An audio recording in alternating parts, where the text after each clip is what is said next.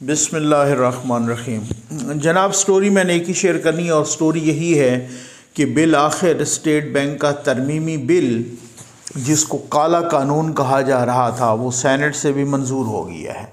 और सेनेट से ये बिल मैं समझता हूँ ये अपोजिशन ने मंजूर करवाया है, क्योंकि सेनेट में अपोजिशन की अक्सरियत है और अपोजिशन बहुत भड़के मार रही थी। बिलावल साहब भी बहुत जंप लगा रहे थे और भी लोग बहुत बड़ी बड़ी बातें कर रहे थे, तो अपोजिशन वाले फेल हुए हैं। अच्छा, अब बात ये है कि कुछ तो कहे ना, अब अगर कहते हैं कुछ लोग कि जनाब फ़लाँ को फ़ोन आ गया जी, हुकूमत वाले को तो फ़ोन आ गए, और अब आप कह भी रहे हैं तो हमें तो किसी को नहीं फ़ोन आ रहे। अब बहुत सारे लोग मौलाना साहब समेत ये कह रहे हैं कि वो हादसात भी उठ चुके हैं इधर उधर, तो फिर इसका मतलब ये हुआ ना कि बहुत मफादात की जंग है। वो जहाँ से कहीं से अगर फ़ोन नहीं भी आए तो किसी ने अपना मफादात की जंग है भाई, उस तरीके से आप हार गए हैं। आज क्या हुआ? आज ये हुआ, अभी थोड़ी देर पहले ये बिल मंजूर हुआ। ये बिल इतना काला कानून है, आप इस पे मैंने वीडियो भी की है, अगर आप इसको देखें तो स्टेट बैंक का जो गवर्नर है वो बादशाह से ज़्यादा भी, मैंने कहा ना कि वो जनाब आप किसी ने भी सोशल, मैं ख़ुद पॉलिटिकल साइंस का स्टूडेंट हूँ, तो हाब्स का वो जो लेवियाथान के बारे में कॉन्सेप्ट है ये उससे भी ज़्यादा पावरफुल हो जाएगा। हाब्स का जो लेवियाथान के बारे में उसका कॉन्सेप्ट उसने दिया ना, तो वो बहुत पावरफुल। ये स्टेट बैंक का गवर्नर उससे भी ज़्यादा पावरफुल। कुछ लोग कंपैरिजन कर रहे थे कि आप अमेरिका के स्टेट बैंक का देख लें या बाकी लोगों का, सबसे यानी कि यूँ समझ लें कि दुनिया में गालिबन ये हाईएस्ट पेड हैं हमारे स्टेट बैंक के गवर्नर। और फिर उसके बाद ये इस बिल की मंजूरी के बाद वो क्या किस तरीके से वो हो जाए, यानी कि एक तरह से पूरे स्टेट बैंक को आपने गिरवी रख दिया है IMF को। लेकिन वो हुकूमत तो कहती रही, हुकूमत तो कहे, अगर हुकूमत ने पास करवाया है तो वो तो कौमी असम्बली में, सेनेट में अपोजिशन की अक्सरियत थी। आज कायद हिज़्ब इख्तलाफ। अच्छा, हुआ क्या, मैं आपको पहले तो ये दिलचस्प स्टोरी बताता हूँ ना। बात ये है कि जब ये बिल की तहरीक पेश हुई, पहले हमेशा ही जो लोग इस चीज़ से प्रोसेस से वाकिफ़ हैं, पहले ही वो तहरीक पेश होती है ना कि बिल पेश किया जाए या ना किया जाए। अच्छा, वो जब तहरीक पेश हुई तो उसमें जो है ना, तो उस तहरीक के पेश होने से भी पहले जब हुकूमत ने देखा कि यार ये हुकूमती अरकान तो कम हैं, तो उन्होंने कहा कि जी इसको ज़रा थोड़ा सा ना पोस्टपोन कर देते हैं। तो अपोजिशन वाले चढ़ गए जनाब।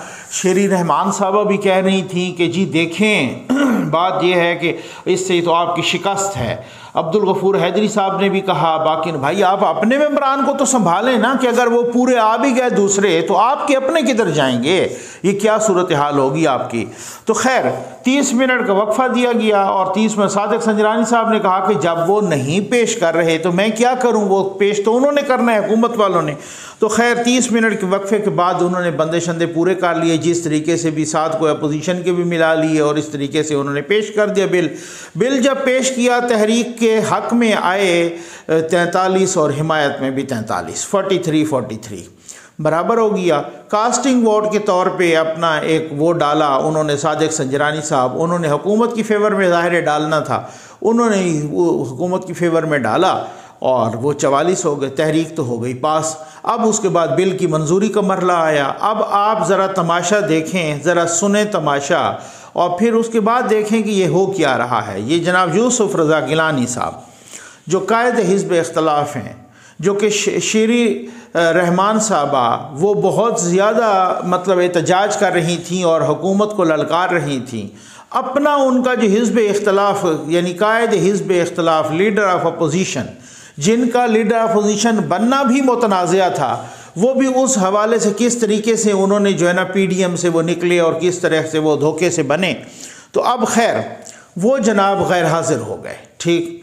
अच्छा, इसी तरीके से फिर उसके बाद ये देखा कि कोई वो मुशाहिद हुसैन साहब भी सेनेटर मुशाहिद हुसैन साहब, वो गालिबन उनका कोविड पॉजिटिव था, वो नहीं आए। नुज़हत सादिक साहबा, वो भी नून लीग की जो इंडिपेंडेंट के तौर पे इलेक्ट हुई थी, वो कोई बाहर थी। कोई ANP के उमर फारूक कांसी साहब, वो तहरीक के वक्त तो मौजूद थे, लेकिन जब बिल पास होने लगा वो भी बाहर निकल गए। अब आप अंदाज़ा करें कि ये किस तरीके से फैसिलिटेट किया।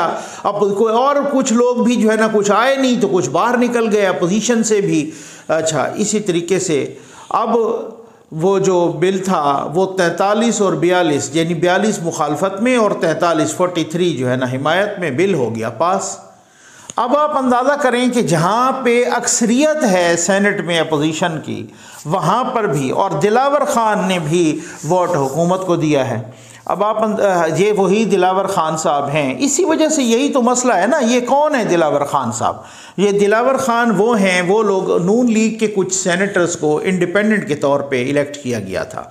इसकी कहानी क्या है? इसकी कहानी भी बड़ी सितम ज़रीफ़ कहानी है और बड़ी एक अजीब व गरीब किस्म की कहानी है। पाकिस्तान की सियासी तारीख़ में, अदालती तारीख़ में क्या क्या नहीं होता रहा।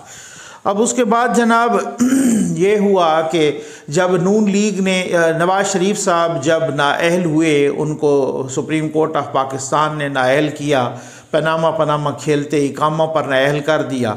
अच्छा, उन्होंने वो फिर पार्टी के प्रेसिडेंट तो थे, उन्होंने जनाब वो इलेक्शन आगे हुआ, इलेक्शन 2018 मार्च में सेनेट का इलेक्शन हुआ। उन्होंने जनाब पार्टी के सदर के तौर पे टिकटें जारी की। बाब रहमते लोगों ने ये किया कि जनाब बाब रहमते की सुप्रीम कोर्ट ने कि जी बाब रहमते ने ये किया कि ये तो जो पार्टी की टिकटें जारी की, वो तो ख़ुद बंदा नाअहल है, वो सदर ही नहीं बन सकता, वो पार्टी की टिकटें कैसे जारी कर।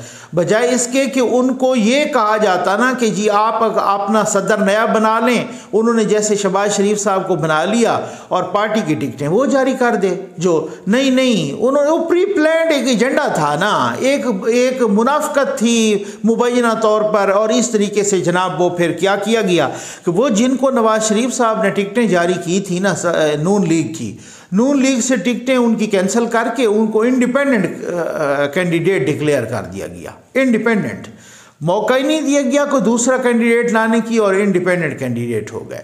अच्छा, वो जब इंडिपेंडेंट कैंडिडेट हो गए, लेकिन मैं समझता हूँ कि इस मुश्किल वक्त में नून लीग को भी कंगाल के थोड़ा सा हाथ रखना चाहिए था ना, सोच समझ के ना, कि हम किन को इलेक्ट कर रहे हैं या करवा रहे हैं, ताकि कल को ऐसा ना हो कि यही हमें धोखा दें। उनमें एक दिलावर ख़ान साहब भी इलेक्ट हो गए, वो इंडिपेंडेंट जनाब इलेक्ट हुए और वो जब इलेक्शन लड़ के आए तो फिर उसके बाद उन्होंने कोई नून लीग से उनके इख्तलाफात हो गए और जनाब उन्होंने अलग से अपना ग्रुप बना लिया, माशाअल्लाह, ठीक है। और अभी सुना था कुछ अर्सा पहले कि वही उनके भाई और उनका बेटा और सारी फैमिली ने पीपल्स पार्टी को ज्वाइन करने का फ़ैसला किया है। और दिलावर ख़ान साहब, इतनी अगर हिम्मत, हमीयत, गैरत हो, इतनी शर्म हो इंसान में, तो पार्टी कोई भी हो आपका ज्वाइन करने का हक़ है। लेकिन जिस पार्टी ने आपको वोट दिला के सेनेटर बनवाया, उसकी सेनेटरशिप तो वापस करें ना, अगर इतनी गैरत है तो, ठीक है ना। तो अच्छा, वो भी वापस नहीं की। वो 6 सेनेटर अपने साथ मिला के आज़ाद खैर से वो दूसरी साइड पे जा मिले। अच्छा, बड़े मज़े की बात आपको बताऊं कि वो हुकूमती बेंचों पे जा बैठे और जब यूसुफ रज़ा गिलानी साहब कायद हिज़्ब इख्तलाफ की बारी आई उनके इलेक्ट होने की, और वादा तो ये किया गया था ना कि नून लीग का होगा कायद हिज़्ब इख्तलाफ, तो फिर वो मुकर गए पीपल्स पार्टी वाले। अब पूरे नहीं हो रहे थे, मेंबरान तो पूरे नहीं हो रहे थे।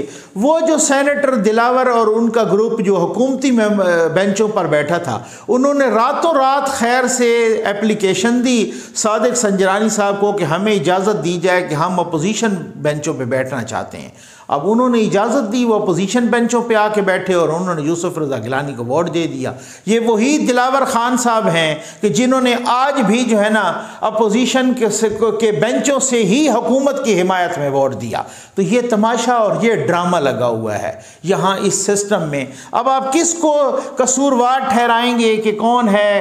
किसी से हाथ उठ रहा है तो किसी पर जूता पड़ रहा है, तो किसी को क्या सूरत हाल है, कोई मफादात की जंग है तो क्या। अब मैं तो हैरान हूं कि वो जो बिलावल साहब बड़ी बड़ी बातें कर रहे हैं, उन्होंने ये नहीं किया कि जी आप अपने लीडर ऑफ अपोजिशन से पूछें कि वो क्यों गैर हाजिर हुए हैं, ठीक है ना। आप उनसे पूछें कि वो क्यों गैर हाजिर हुए हैं। आप उनसे पूछें कि अपना वो जो दिलावर ख़ान, उनकी फैमिली आपके साथ शामिल हो गई और जनाब उन्होंने यूसुफ रज़ा गिलानी साहब को वोट दिया। आज उस दिलावर ख़ान ने दोबारा अपोजिशन की सीटों पर बैठ के हुकूमत को वोट दे दिया, तो कोई उनसे पूछेगा? ये एक ड्रामाबाजी है, ये एक तमाशा है जो लगा हुआ है। पहली बात मैं तो समझता हूँ कि अगर मुशाहिद हुसैन सैयद साहब भी कोरोना में मुब्तला हुए तो कम से कम कोई ऐसा सिस्टम होना चाहिए कि जब अदालतों में अगर वीडियो लिंक के ज़रिए गवाहियाँ हो सकती हैं तो फिर घर में बैठा हुआ बंदा वो वीडियो लिंक के ज़रिए वोट नहीं डाल सकता। बहुत आराम से ये किया जा सकता है, इसमें कोई ऐसी बात है कि जो काम की लेजिस्लेशन हो हमारे पास वो तो होनी ही नहीं है ना। वो तो अगर कोई मुल्क से बाहर है वहीं से भी वीडियो लिंक के ज़रिए ये हो सकता है। तो ये अगर अक्सरियत, आज तो जनरल फैज़ भी नहीं है, आज तो कोई भी आज तो आप ये भी नहीं कह रहे कि कहीं से फ़ोन हमें आए हैं, आज तो कुछ, तो फिर मफादात की जंग है। आप उस मफादात की जंग में अपने मफादात को प्रोटेक्ट करने के लिए, चलो दिलावर खान तो पहले ही अलग हो गया और वो जनाब उन्होंने तो धोखा दे दिया। ये यूसुफ रज़ा गिलानी साहब ने कौन से एक वोट से जब वो बिल पास हुआ है जिसको आप काला कानून कह रहे थे, और बिलावल साहब मीडिया टॉक्स में और प्रेस कॉन्फ्रेंसेस में और ये वो एहतजाज और इन्होंने जनाब गिरवी रख दिया और सारा, आपका अपना लीडर ऑफ अपोजिशन उसमें जो है ना गैर हाजिर हो गई है और वही उसी एक वोट से जो है ना वो बिल मंजूर हो गई है। तो सेटिंग ऐसी की हुई थी।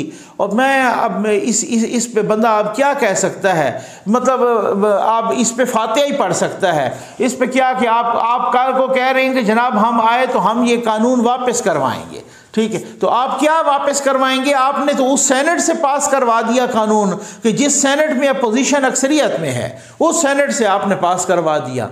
अब आप खुद देखें कि कल को आप जब उठे तो आप 64 थे और जब आपके वोट निकले वो हासिल बिजंजो साहब के वक्त जब सादिक संजरानी के खिलाफ आपने, इसी वजह से तो नवाज शरीफ साहब कह रहे हैं ना, इसी वजह से तो नवाज शरीफ साहब कह रहे हैं कि नहीं, पहले अपना रास्ता जुदा करें।